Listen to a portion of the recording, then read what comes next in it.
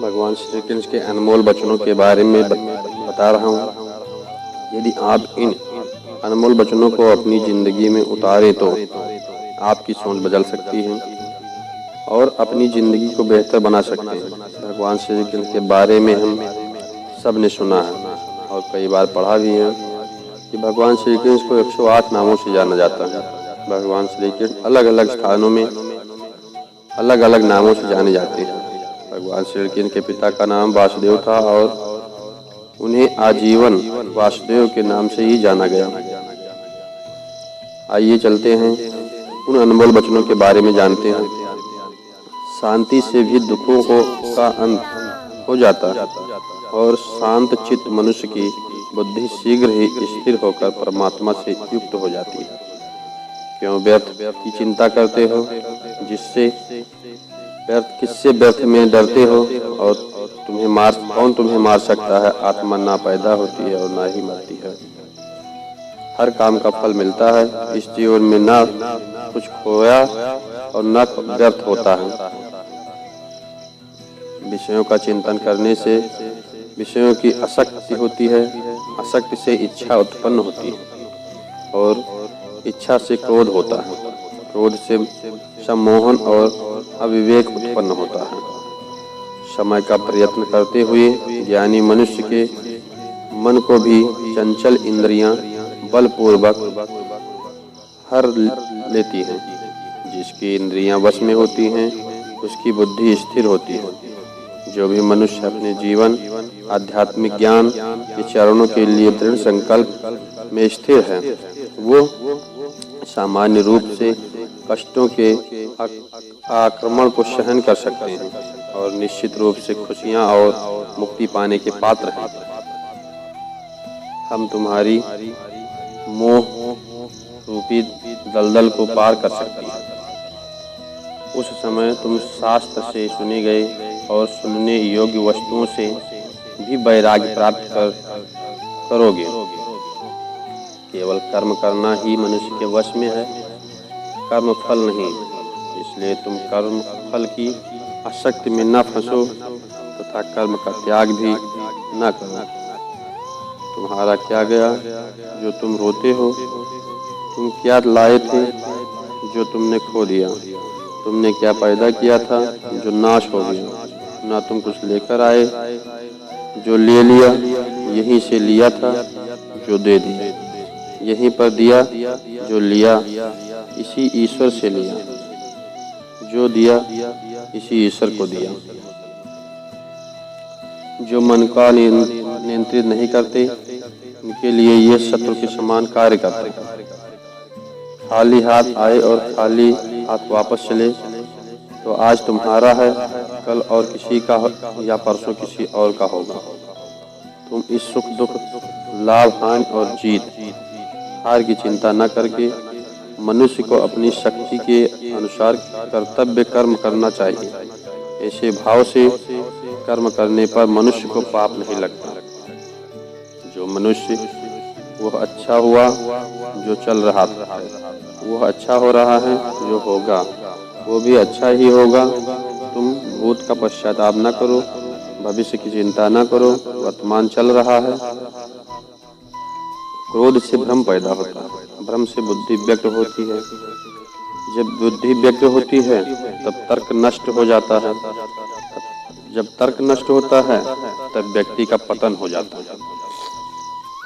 सम्मानित व्यक्ति के लिए अपमान मृत्यु से भी बढ़कर है। सभी प्राणी जन्म से पहले अप्रकट होते हैं और मृत्यु के बाद भी अप्रकट हो जाएंगे, लेकिन जन्म और मृत्यु के बीच प्रकट दिखते हैं। फिर इसमें सोचने की क्या बात है? परिवर्तन संसार का नियम है। जिसे तुम मृत्यु समझते हो वो वही तो जीवन है। इस क्षण में तुम करोड़ों के स्वामी बन जाते हो, दूसरे चरण में तुम दरिद्र हो जाते हो। शस्त्र आत्मा को काट सकती है, अग्नि उसको जला नहीं सकती, जल उसको गीला नहीं कर सकता और वायु उसे सुखा नहीं सकती। जैसे मनुष्य अपने पुराने वस्त्रों को त्याग कर दूसरे नए वस्त्र धारण करता है, वैसे ही आत्मा मृत्यु के बाद अपने पुराने शरीर को त्याग कर से प्राप्त होती है। आत्मा का कभी जन्म लेती है और ना ही मरती है। शरीर का नाश होने पर भी नष्ट नहीं होती। आत्मा अजर है, अमर है। जो लोग इस आत्मा को मारने वाला या मरने वाला मानते हैं वे दोनों ही नासमझ हैं। आत्मा न किसी को मारती है और न ही किसी के द्वारा मारी जाती है। न यह शरीर तुम्हारा है न तुम इस शरीर के हो। यह अग्नि, जल, वायु, पृथ्वी, आकाश से मिलकर बना है और इसी से में मिल जाएगा। परंतु आत्मा स्थिर है, फिर तुम क्या हो? इन ज्ञानियों की तरह बातें करते हो, लेकिन जिनके लिए शोक नहीं करना चाहिए उनके लिए शोक करते हो। मृत या जीवित ज्ञानी किसी के लिए शोक नहीं करते। व्यक्ति जो चाहे बन सकता है यदि विश्वास के साथ इच्छित वस्तु पर लगातार चिंतन करे। मैं काल हूँ, सबका नाशक हूँ। मैं आया हूँ दुनिया का उपभोग करने के लिए। कर्म उसे नहीं बांधता जिसने काम का त्याग कर दिया। बुद्धिमान व्यक्ति कामों सुख से आनंद नहीं लेता। मैं उन्हें ज्ञान देता हूँ जो सदा मुझमें जुड़े रहते हैं और जो मुझमें प्रेम करते हैं। अप्राकृतिक कर्म बहुत तनाव पैदा करता है। अपने अनिवार्य कार्य करो, क्योंकि वास्तव में कार्य करना निष्क्रिया से बेहतर है। मैं सभी प्राणियों के हृदय में विद्यमान हूँ। निर्माण केवल पहले से मौजूद चीजों का अपरीक्षण है। बुरे कर्म करने वाले सबसे नीच व्यक्ति जो राक्षसी प्रवृत्ति से जुड़े हुए हैं और उनकी बुद्धि माया भर लेती है, वो मेरी पूजा या मुझे पाने का प्रयास नहीं करते। मैं ऊष्मा देता हूँ, मैं वर्षा करता हूँ, मैं वर्षा रोकता भी हूँ, मैं अमृतत्व भी हूँ और मृत्यु भी मैं ही हूँ। जो इस लोक में अपने आप काम की सफलता की कामना करते हैं वे देवताओं की पूजा करें।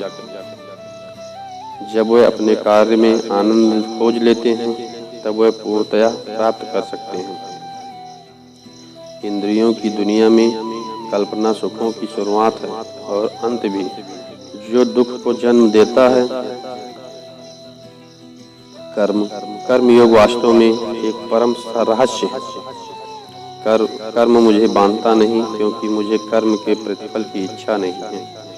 करुणा द्वारा निर्देशित सभी कार्य ध्यान से करो।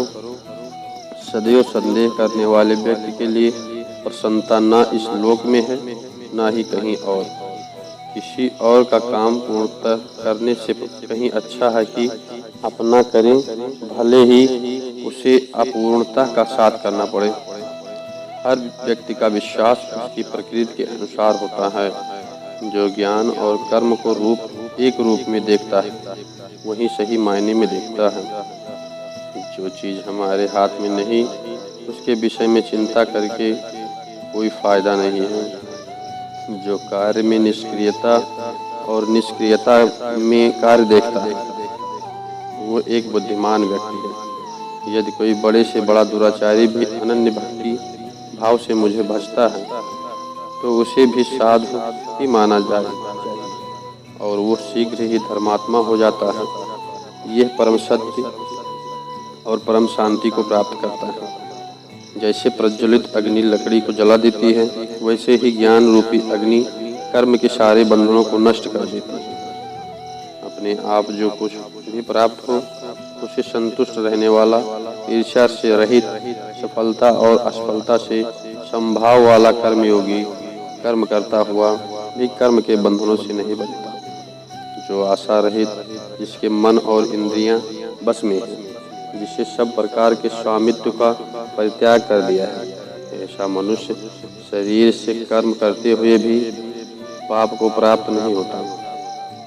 काम, क्रोध और लोभ ये चीजों को नरक की ओर ले जाने वाले 3 द्वार हैं। इच्छा शक्ति को सलाम। अगर मन में दृढ़ विश्वास और कुछ करने की चाह हो तो कोई काम मुश्किल नहीं होता। जय श्री कृष्ण। मनुष्य को सिर्फ कर्म करने का अधिकार है, फल की इच्छा न करें। दोस्तों, यहाँ भगवान श्री कृष्ण कहते हैं कि मनुष्य को फल की इच्छा त्याग कर कर्म को अपना धर्म समझ करें क्योंकि जो भी मनुष्य फल प्राप्ति की इच्छा करता है, उसका मन फल के बारे में सोचकर अपने कर्म और कर्तव्यों में विचलित हो जाता है और उस इंसान को वो फल प्राप्त नहीं होता जिसकी उसे इच्छा की जाती थी। इसलिए भगवान श्री कृष्ण कहते हैं कि मनुष्य सिर्फ कर्म कर सकता है, फल कदापि मनुष्य के अधीन नहीं होता। जो लोग फल की इच्छा से ही कर्म करते हैं, वो लोग सुख दुख आदि के चक्र में फंस जाते हैं और उनकी मन शांति नष्ट हो जाती है। भगवान श्री कृष्ण कहते हैं कि मनुष्य अपने फल की इच्छा को त्याग कर कर्म को अपना धर्म समझकर करे तो उसको फल अवश्य मिल जाएगा, परंतु उस फल को वो व्यक्ति विधान की इच्छा समझकर स्वीकार कर ले और ज्ञानी व्यक्ति ही इसी योग को अपनाकर कर्मयोगी बन जाते हैं। इस विश्व में केवल शरीर मरते हैं, लेकिन आत्मा अविनाशी है। शरीर के मरने पर भी आत्मा नहीं मरती है। दोस्तों, यहाँ भगवान श्री कृष्ण कहते हैं कि आत्मा ना कभी जन्म लेती है और ना ही कभी मरती है। वो अजन्म, नित्य, सनातन और पुरातन है, जो शरीर के मारे जाने के बाद भी नहीं मरती। जो सचमुच ज्ञानी होते हैं वो ना उनका शोक करते हैं और जो मर गए और ना ही उनका शोक करते हैं जो अभी जिंदा हैं, क्योंकि वो जानते हैं कि जो मर गया वो फिर से जन्म लेगा और जो अभी जीवित है वो अवश्य ही मर जाएगा। मरने वाला फिर से जन्म लेगा, क्योंकि केवल शरीर का नाश होता है। शरीर के अंदर जो आत्मा है वो कभी भी नहीं मरती, क्योंकि आत्मा को ना कोई शस्त्र काट सकता है और ना ही उसे अग्नि जला सकती है, ना ही जल गला सकता है और ना ही उसे वायु सुखा सकती है। अपने मन को नियंत्रित करो। दोस्तों, यहाँ भगवान श्री कृष्ण कहते हैं कि मनुष्य के शरीर का एक अदृश्य अंग है मन, जो कभी दिखाई नहीं देता, परंतु वही इस शरीर का सबसे शक्तिशाली हिस्सा है। मनुष्य को घमंड को मदिरा पिलाकर मदहोश करने वाला पाखंडी केवल ये मन ही है। उसके हाथों में मोह माया का जाल है, जिसे वो मनुष्य की कामनाओं पर डालता रहता है और उसे अपने वश में करता रहता है। ये मन शरीर से भी मोह करता रहता है और अपनी खुशियों में भी और अपने दुखों में भी मोह करता है। खुशियों भरी गीत गाता है और दुख में दुख भरे गीत गुनगुनाता है। अपने दुखों में दूसरों को शामिल करके उसे खुशी मिलती है। किसी भी मनुष्य को उसका मन जीवन के अंत तक अपने जाल में फंसा कर रखता है, उससे निकलने नहीं देता। अपनी रस्सी में बांधकर उसे तरह तरह के नाच नचवाता रहता है। ऐसा तब तक होता रहता है जब तक हम अपने आप को मन के अधीन रहने देंगे, तब तक हमारा मन हमें नाच नचवाता रहेगा। मनुष्य का मन मनुष्य को इतनी फुर्सत भी नहीं देता कि वो अपने अंदर में झांक कर अपनी आत्मा को पहचाने और आत्मा के अंदर जिस परमात्मा का प्रकाश है उस परमात्मा का साक्षात्कार करे। किसी भी जीवित प्राणी के लिए आवश्यक है कि प्राणी अपने मन को काबू में करके अपने अंदर झांक कर अपनी आत्मा को देखे, तब उस आत्मा के अंदर उसे परमात्मा का प्रकाश स्पष्ट दिखाई देगा और वहीं से परमात्मा का साक्षात्कार करते हैं। हमारा शरीर और मन कैसे काम करता है? भगवान श्री कृष्ण कहते हैं कि मनुष्य का शरीर एक रथ के भांति है, जैसे आँख, कान, नाक, जीभ और त्वचा आदि इन इंद्रियों घोड़ों को जो सारथी चलाता है, वो सारथी ही हमारा मन है और उस रथ में बैठा हुआ स्वामी वही हमारी आत्मा है। मनुष्य की इंद्रियां विषयों की ओर आकर्षित होती रहती हैं और ये तब तक हो सकता है जब तक जीवात्मा अपने मन को काबू में न लाए। तब तुम स्वयं मन के अधीन न रहकर अपने मन को अपने अधीन कर लोगे तो वही मन एक अच्छे सारथी की तरह दूसरे शरीर रूपी रथ को सीधे प्रभु की श्री चरणों में ले जाएगा। यदि मन तुम्हारा स्वामी है और तुम उसके अधीन हो तो वो तुम्हें माया के बंधन में जड़ता रहेगा और तब तुम अपने मन पर काबू पा लोगे और उसके स्वामी हो जाओगे तो वही मन तुम्हें मोक्ष के द्वार तक ले जाएगा।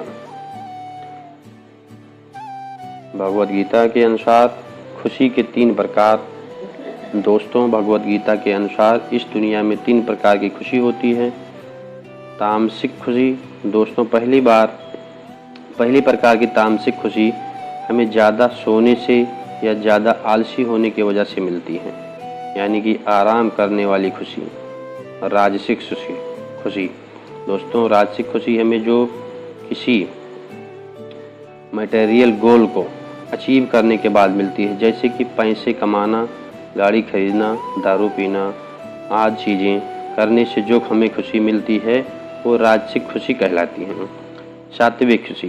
दोस्तों, ये जो तीसरी खुशी की प्रकार की खुशी होती है उसे सात्विक खुशी कहते हैं। भगवद गीता में कहा गया है कि तामसिक और राजसिक ये दोनों खुशियाँ अस्थायी होती हैं, पर सात्विक खुशी है ना तो वो पहले हमें जहर की तरह लगती है लेकिन बाद में वो हमें शहद की तरह लगने लगती है। भगवद गीता हमें बहुत कुछ सिखाता है। भगवान श्री कृष्ण कहते हैं इस संसार में केवल 2 ही वस्तु है, एक शरीर और दूसरा उस शरीर में रहने वाला शरीरी। इस शरीर में रहने वाला जो आत्मा रूपी शरीर है वो कभी भी नहीं मरता और जो शरीर है वो सदा नहीं रहता। आत्मा एक शरीर छोड़ता है और दूसरा शरीर धारण कर लेता है। बिल्कुल वैसे ही मनुष्य अपने पुराने कपड़े उतारकर नए कपड़े धारण कर लेता है। आत्मा नित्य है इसलिए वो नहीं बदलती, परंतु शरीर नाशवान है इसलिए एक ही आत्मा के कई शरीर बदलते हैं। इसलिए हर जन्म में हमारी आत्मा नए नए शरीर धारण कर लेती है। दोस्तों, भगवान श्री कृष्ण कहते हैं प्रलोभ केवल मनुष्य का बनता है। अगर कोई सांप किसी मनुष्य को अकारण काटता है तो उस सांप को उसका पाप नहीं लगेगा और ठीक उसी तरह शेर दूसरे जानवरों की हत्या करता है तो उसका उसे पाप नहीं लगेगा। या बकरी का उदाहरण लीजिए, बकरी किसी की हत्या नहीं करती है और सिर्फ घास खाती है तो इस कारण वो पुण्य की भागी नहीं बनती। पाप पुण्य का लेखा जोखा अर्थात प्रारब्ध केवल मनुष्य का बनता है। दोस्तों, इसका अर्थ है कि अगर कोई पशु किसी की अकारण हत्या कर देता है तो उसका उसे पाप नहीं लगेगा, लेकिन कोई मनुष्य अगर किसी भी जीवित प्राणी की अकारण हत्या कर देता है तो उसे उसका पाप लगेगा। इस पृथ्वी लोक पर और समस्त प्राणियों में जो विवेकशील हैं वो अच्छे और बुरे की पहचान रख सकते हैं और वो मनुष्य छोड़कर कोई और प्राणी ऐसा नहीं कर सकता। इसलिए जब मनुष्य अपने पाप और पुण्य पर भोग लेता है तो उसे फिर से मनुष्य की योनि में भेजा जाता है। एक ही कर्म किसी के लिए पाप बन जाता है और दूसरों के लिए पुण्य बन जाता है। दोस्तों, एक मनुष्य किसी कमज़ोर और बूढ़े व्यक्ति का धन लूटने के लिए उसकी हत्या कर देता है तो उस व्यक्ति को निश्चित ही उसके द्वारा किए गए कर्म का पाप लगता है। और यदि दुष्ट मनुष्य किसी स्त्री के साथ जबरदस्ती बलात्कार करने की कोशिश कर रहा है तो उस स्त्री की रक्षा करने के लिए अगर कोई व्यक्ति उस दुष्ट मनुष्य की हत्या कर देता है तो उसका उसे पाप नहीं लगता बल्कि पुण्य लगता है। दोस्तों, कर्म तो वही रहा किसी की हत्या करना, परंतु उस कर्म के पीछे ही भावना क्या है और मारने वाले की नीयत क्या है इसी के फर्क में ही एक ही कर्म किसी के लिए पाप हो सकता है और दूसरों के लिए पुण्य हो सकता है। जिस भावना और नियत से मनुष्य कर्म करता है, उस नियत के कारण एक ही कर्म किसी के लिए पाप बनता है और किसी के लिए पुण्य बनता है। कर्म के इस ज्ञान के द्वारा भी मनुष्य को कई विकर्म और कर्म अकर्म की पहचान होती है। दोस्तों, इस अर्थ यह है कि मनुष्य इस निष्काम भाव से कर्म करता है जो उस कर्म का फल उसे नहीं भोगना पड़ता है, इसलिए वो अकर्म हो जाता है। कर्म उसे कहते हैं जिसे सकाम भाव से और फल की इच्छा से किया जाता है। उसका फल मनुष्य को उसके कर्म के अनुसार अवश्य मिलता है। अच्छे कर्म का फल अच्छा मिलता है और बुरे कर्म का फल फल मिलता है। और जो सत्य, कपट, हिंसा आदि अनुचित और निश्चित कर्म को विकर्म कहते हैं। जय श्री कृष्ण, जय श्री राधे। दोस्तों, हर मनुष्य का प्रथम धर्म क्या है और अपने धर्म का विधान मनुष्य खुद बनाता है। दोस्तों, इसका अर्थ समझाते हुए श्री कृष्ण जी कहते हैं कि धर्म का विधान है, अगर उसे किसी दूसरे व्यक्ति ने बनाया तो है, तुम्हारा धर्म नहीं हो सकता। तुम्हारा धर्म वही है जिसे तुम स्वयं बनाया हो, जिसे तुम्हारी आत्मा ने स्वीकार किया हो। धर्म एक व्यक्तिगत चीज नहीं है जिसका फैसला व्यक्ति को खुद लेना पड़ता है। दोस्तों, आपको एक उदाहरण देता हूँ। दोस्तों, अगर किसी के पास गांव का डाकू हमला करके उस गांव की लड़कियों का अपहरण कर ले और उसी समय किसी का पिता मृत्युशैया पर पड़ा अंतिम सांस ले रहा हो और अपने पुत्र से बार बार पानी की एक एक घूंट मांग रहा हो, तो उस समय उस व्यक्ति का यानी कि उस पुत्र का यह धर्म होना चाहिए, वो मरते हुए अपने पिता के कंठ में अंतिम समय गंगा जल की बूंद बूंद टपकता हुआ अपने पुत्र धर्म का पालन करे, या फिर उसके गांव की लड़कियों पर जो संकट आ गया है उसकी रक्षा के लिए अपने हाथ में तलवार उठाते हुए उन डाकुओं का मुकाबला करे। अवश्य पड़े तो उसकी जान भी देकर अपने गांव की इज्जत बचाए। दोस्तों, इसका निर्णय कोई दूसरा व्यक्ति कैसे कर सकता है? इसको धर्म का दोहरा या संकट भी कहते हैं, धर्म संकट कहते हैं। ऐसी स्थिति में वो व्यक्ति क्या करे? उसका फैसला कोई और नहीं कर सकता, बल्कि ये निर्णय उसे खुद ही लेना पड़ता है कि उस समय उसका प्रथम धर्म क्या है। उस समय उसकी अंतरात्मा जो आवाज़ दे रही है उसका प्रथम धर्म है। इसलिए दोस्तों, हर व्यक्ति का धर्म व्यक्तिगत होता है और मनुष्य अपने धर्म का विधान मनुष्य खुद बनाता है।